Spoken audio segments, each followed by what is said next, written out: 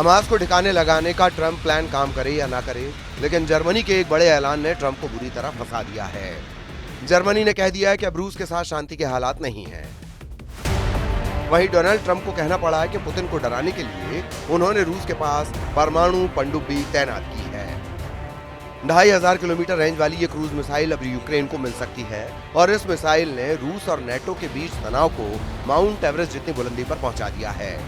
Tomahawk अमूमन समंदर से लॉन्च की जाती है। इस मिसाइल को समंदर में जंगी जहाज से लॉन्च किया जाता है। इस मिसाइल को पनडुब्बी से फायर किया जाता है। ऐसे अटैक अमेरिका ने कई बार इराक और अफगानिस्तान में किए हैं।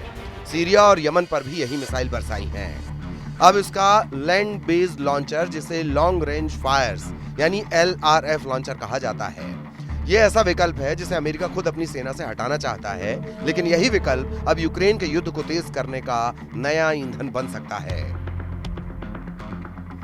अमेरिका के उपराष्ट्रपति JD वेंस ने कहा है कि ज़ेलेंस्की की टोमाहॉक वाली डिमांड पूरी करने पर बात चल रही है। अगर ऐसा होता है तो समझ लीजिए कि यूक्रेन और रूस के युद्ध में ऐसे शोले भड़केंगे कि फिर ये जंग किसी भी वक्त वर्ल्ड वॉर में तब्दील हो सकती है।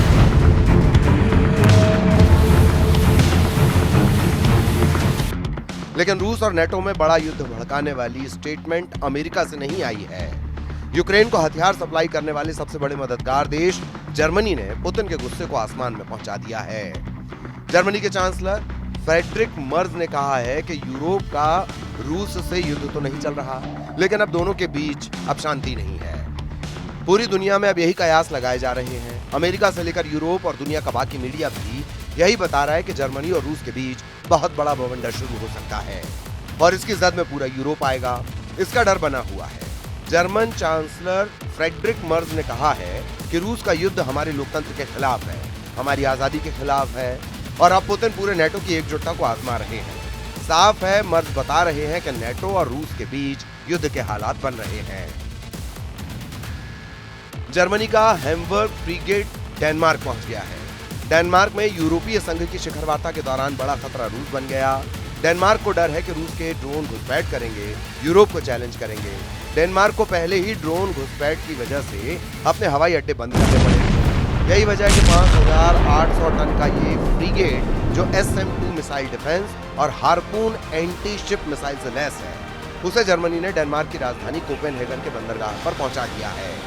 डेनमार्क में यूरोपीय संघ की मीटिंग के वक्त रूस के ड्रोन खतरा बन चुके हैं। इस दौरान 47 सदस्यों वाली यूरोप की पॉलिटिकल कम्युनिटी भी डेनमार्क में मिलेगी और जब यहाँ यूरोप के बड़े बड़े लीडर होंगे तब डेनमार्क की हवाई सुरक्षा बहुत बड़ी चुनौती है। यही वजह है कि डेनमार्क के प्रधानमंत्री मेटे फ्रेडरिक्सन बहुत परेशान हैं।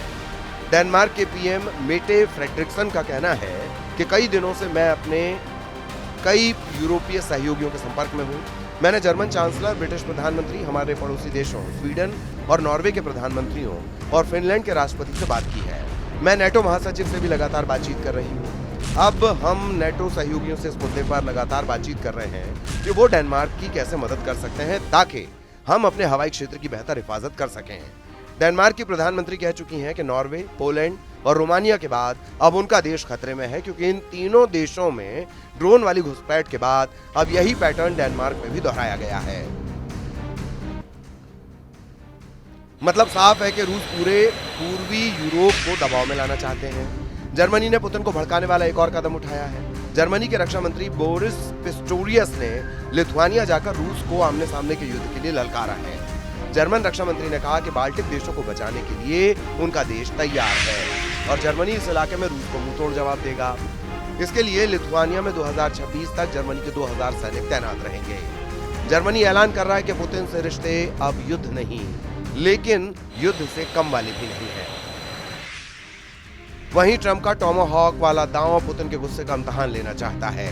सवाल है कि क्या डोनाल्ड ट्रंप और उनकी वॉर टीम किसके खिलाफ सबसे बड़े युद्ध की तैयारी कर रही है, क्योंकि दुनिया में कई वॉर जोन एक्टिव हैं और डोनाल्ड ट्रंप को महसूस हो रहा है कि अब उन्हें वॉर जोन में उतरना ही होगा। क्या ट्रंप रूस के खिलाफ युद्ध लड़ेंगे? क्या ईरान के खिलाफ सेना उतारेंगे? क्या यमन के टुकड़े कर देगा अमेरिका? या फिर चीन के खिलाफ बड़ा मोर्चा खोलने जा रहे हैं डोनाल्ड ट्रंप? बहुत बड़ा सवाल है कि अक्टूबर में ट्रंप क्या करने जा रहे हैं। फिलहाल डोनाल्ड ट्रंप ने एक सिग्नल यूक्रेन वॉर जोन को लेकर दिया है। ट्रंप ने कहा कि वोलोदिमीर ज़ेलेंस्की रूस के खिलाफ जीत सकते हैं, अपने खोए हुए इलाके वापस हासिल कर सकते हैं। इधर अमेरिकी राष्ट्रपति ट्रंप का दावा है कि यूक्रेन के पास मौका है। मैं देख रहा हूं कि रूस क्या कर रहा है।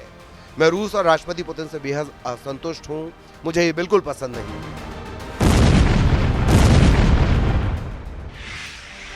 वो बिना किसी वजह के लोगों को मार रहे हैं। ये देखते हुए कि उन्होंने अपना सब कुछ दांव पर लगा दिया है, वो बहुत बुरा कर रहे हैं। पुतिन से लड़ने के लिए फ्रांस ने पहले ही अपनी शुरुआती तैयारी कर ली है।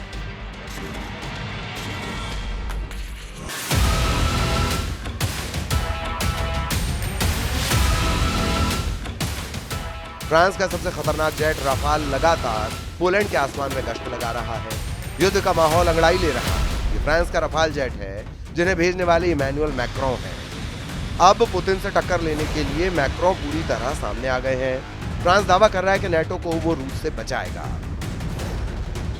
फ्रांस ने रूस को यूक्रेन के बॉर्डर पर रोकने के लिए अपने सबसे खतरनाक फाइटर जेट राफेल को पोलैंड में तैनात कर दिया है। राफेल बख्शेगा नहीं, इसकी गारंटी राफेल पर लगी मिसाइल दे रही है। राफेल के विंग टिप पर लगी माइका मिसाइल, ये एयर टू एयर मिसाइल है जो दुश्मन के विमान को 80 किलोमीटर की रेंज में मार सकती है।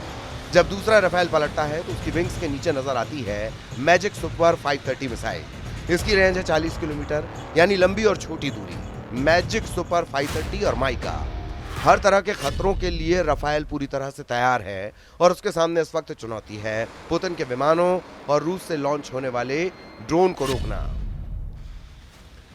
ये बात मैक्रो भी जानते हैं और इस बात से डोनाल्ड ट्रंप भी बहुत अच्छी तरह वाकिफ हैं कि एक बार पुतिन ने यूक्रेन के बाद नेटो की तरफ कदम बढ़ाया तो पहला हमला बाल्टिक देशों या फिर उनके दक्षिण में पोलैंड पर होने का खतरा है और फिर आगे की राह पुतिन खुद तैयार कर लेंगे। पुतिन की तैयारी चौतरफा नजर आ रही है। वो युद्धाभ्यास करके समंदर से ज़िरकॉन हाइपरसोनिक मिसाइल भी फायर कर रहे हैं। उनके सुखोई 34 सुपरसोनिक बॉम्बर भी तैयार कर दिए गए हैं। रूस और बेलारूस अपनी सेनाओं के बीच तालमेल बढ़ाने के लिए किसी भी हद तक जाने को तैयार है। पोलैंड इस तैयारी का सबसे बड़ा नुकसान उठा सकता है। इसकी आशंका पूरे नेटो को है। पुतिन की सेना ने 3.5 साल के युद्ध में सबसे खतरनाक अटैक की तैयारी शुरू कर दी है। रूस इस बार यूक्रेन पर नहीं बल्कि नेटो पर सबसे बड़े हमले के लिए खुद को आजमा रहा है, क्योंकि अमेरिका और नेटो ने भी रूस को दबाने में कोई कसर बाकी नहीं रखी है। जेडी वेंस ने जब यूक्रेन के लिए टोमाहॉक का नाम लिया, पुतिन का मूड बिगड़ गया है।